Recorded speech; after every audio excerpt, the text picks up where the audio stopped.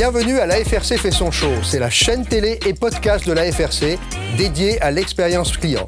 On y reçoit des dirigeants de la relation client et des experts qui se prêteront au jeu du buzz à questions et à parole d'experts. Bonjour Mick Lévy, alors tu es auteur, conférencier, Data IA, on se souvient très bien, tu étais venu à la FRC déjà nous présenter ton livre qui était Sortez vos données du frigo. Sortez les données du frigo, exactement.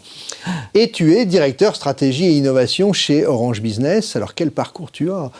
Comment on peut s'en douter, hein? Et aujourd'hui évidemment on va parler de data, on va parler d'IA, on ne parle que de ça d'ailleurs, pour servir et améliorer la relation client. D'ailleurs je cite toujours les Gartner, le Gartner nous disait en numéro 1, c'est la relation client, les services clients qui sont aujourd'hui les plus grands utilisateurs de l'IA générative. Alors on va rentrer tout de suite dans le vif du sujet.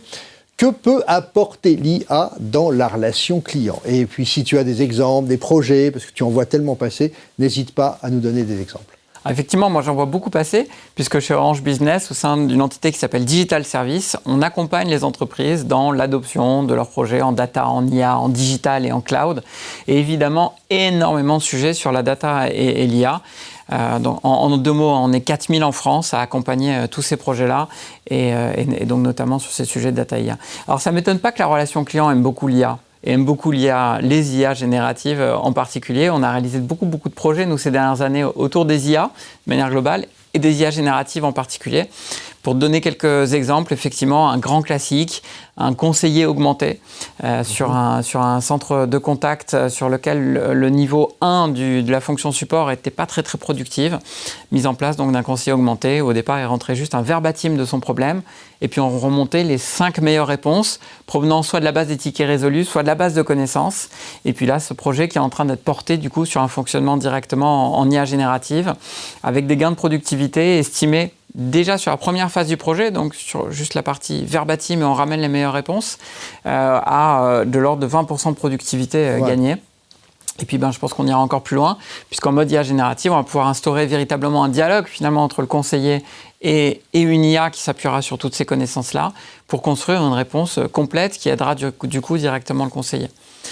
Pour donner peut-être un autre exemple, sur le terrain aussi, ça fait partie de l'expérience client, pouvoir amener toutes les connaissances qui sont dans une base de connaissances aux techniciens, aux conseillers qui interviennent sur le terrain, plus aussi des fonctionnalités pour générer automatiquement les rapports d'intervention. Ça aussi, ça marche très bien.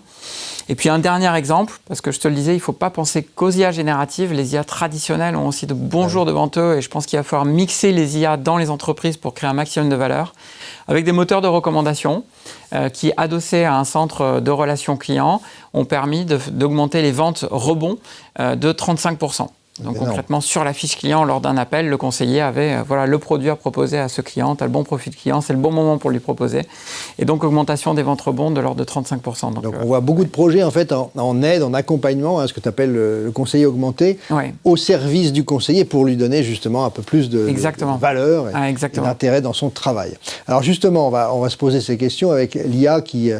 Aujourd'hui, sur les métiers de la relation client, nous, on rêve d'avoir une IA qui nous permet justement de monter les compétences. Comment est-ce qu'on peut l'intégrer correctement, cette IA?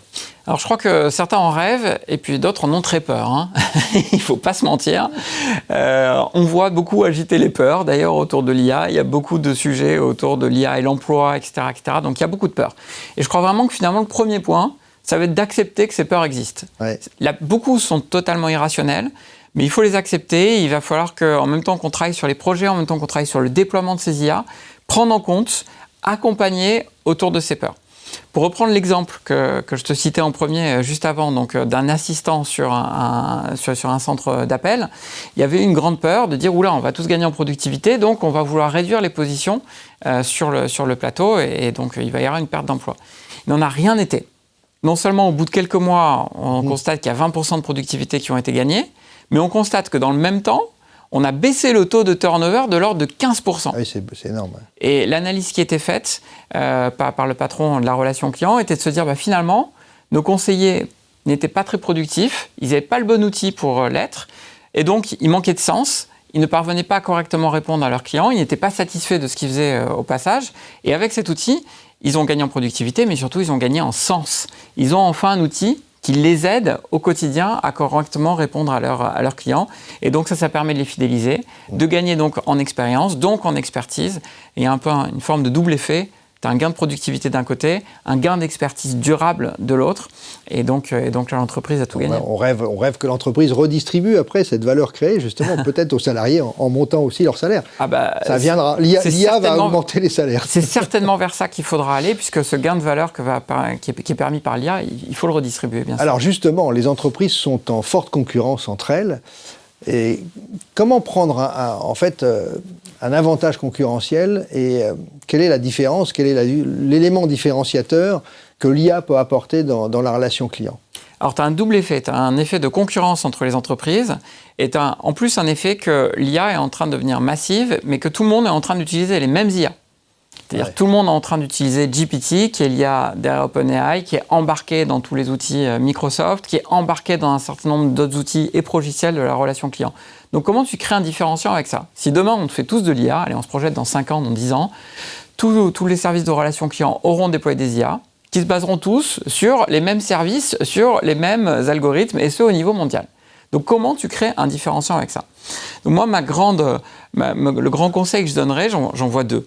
Un, il faut aller vite, parce que les premiers qui vont y aller seront ceux qui sauront le mieux s'en servir de façon durable et qui vont en plus créer un avantage concurrentiel. C'est dans les premiers à y aller, tu crées un avantage par rapport à ta concurrence, les autres vont être simplement des suiveurs. Deux, il va falloir vraiment s'intéresser à ses propres données. Chaque entreprise a des données, des connaissances, des bases de connaissances, etc., etc. Et c'est un peu le trésor de guerre de chaque entreprise. Et donc, il va falloir parvenir... C'est un gros sujet, ça. C'est la donnée, c'est essentiel. Avant tout, la collecte et... pour moi, c'est un véritable actif de l'entreprise. Et parmi ces données, il y a aussi les bases de connaissances, il y a aussi tous les tickets qui ont été résolus, il y a aussi l'ensemble des informations sur les clients, sur les produits. Et ça, chaque entreprise a les siennes, à elle, c'est son propre actif. Donc, il va falloir non seulement utiliser les IA qui sont utilisées à l'échelle mondiale, parce qu'effectivement, c'est les plus performantes, mais aussi apprendre à ces IA à connaître le langage, les données spécifiques de l'entreprise. Et là, on va créer un véritable différenciant. Quand tu dis qu'il y a énormément d'IA qui sont toutes basées sur ChatGPT, donc c'est le modèle LLM dont tout le monde a entendu parler, on nous dit aujourd'hui qu'il y a environ 500 LLM qui se sont créés, avec peut-être, alors on connaît mieux Mistral, nous, parce qu'on est très chauvin, mais est-ce que justement on ne peut pas trouver cette différenciation à travers des modèles choisis qui peuvent être différents ? Alors si ça va être une différenciation aussi, 500, ça me paraît énorme, j'avais pas cette vision. J'ai entendu ce chiffre dans une conférence, bon, à vérifier. C'est pas impossible, ce qui est sûr, c'est qu'il va y avoir une très très forte consolidation, parce que vu le coût de maintien des LLM, ça coûte extrêmement cher, d'un point de vue environnemental aussi, donc on va pas en conserver 500. Cela dit, je pense que tu as raison, on va peu à peu avoir des critères d'appréciation des différents LLM qu'on utilise qui seront à prendre en compte. Parmi ceux-ci, la taille du LLM. Parmi ceux-ci, la capacité de personnalisation du LLM avec les données propres de l'entreprise. Parmi ceux-ci, qui a travaillé derrière le LLM, parce qu'il y a des humains aussi derrière le LLM. Et il y a des pratiques qui ne sont pas toujours éthiques, en l'occurrence, derrière les grands fournisseurs d'IA à l'échelle mondiale. Et puis on se rend compte que des plus petits LLM sont plus sobres, répondent plus rapidement aussi à une question, ont un plus fort niveau de personnalisation et donc peuvent être tout à fait intéressants. C'est d'ailleurs comme ça, tu me tends une perche, c'était pas prévu, mais j'en profite, que chez Orange, on a construit une offre avec un acteur français qui s'appelle Layton, et qui a un petit LLM basé sur de l'open source et hautement personnalisable pour créer une IA dans un environnement de confiance, puisque c'est hébergé en plus dans les data centers et dans tout le fonctionnement. Je pense que ce sera, par rapport à la question sur la différenciation, ce sera aussi un élément d'entreprises qui veulent garder une certaine souveraineté nationale, voire européenne, et de travailler plutôt avec des entreprises localisées où leurs données sont aussi hébergées sur des serveurs. Et d'autant plus quand on est attentif à la protection de ces données, au niveau mondial aussi. Ouais. On entend le cloud, c'est bien, mais le on-premise, donc les serveurs maison en interne, c'est pas mal aussi. C'est pas mal aussi, et nous on propose finalement une voie alternative avec un cloud privé de confiance, hébergé en France et avec un LLM français qu'on peut opérer directement. Alors, Mick, on va terminer sur une dernière question. Quels sont les CEO, les directeurs expérience client avec qui tu aimerais... Alors, c'est peut-être une question plus personnelle. Tu aimerais partager un dîner. Alors, tu as peut-être en tête... Écoute, on pourrait faire un espèce de dîner un peu rock'n'roll avec Elon Musk d'un côté et Eric Sadin, qui est un philosophe très technocritique pour le coup. Alors Elon Musk, lui, qui est complètement technosolutionniste et qui, en plus, ce technosolutionnisme veut l'imposer à l'échelle mondiale, etc. Et puis Eric Sadin, qui, lui, est un philosophe qui amène beaucoup de recul et qui est très technocritique. Je pense que le mélange des deux donnerait quelque chose d'intéressant. En tout cas, j'aimerais bien assister à un dîner entre ces deux personnalités-là. Ça va donner quelque chose. Est-ce que demain, le cerveau sera capable de copier une IA ?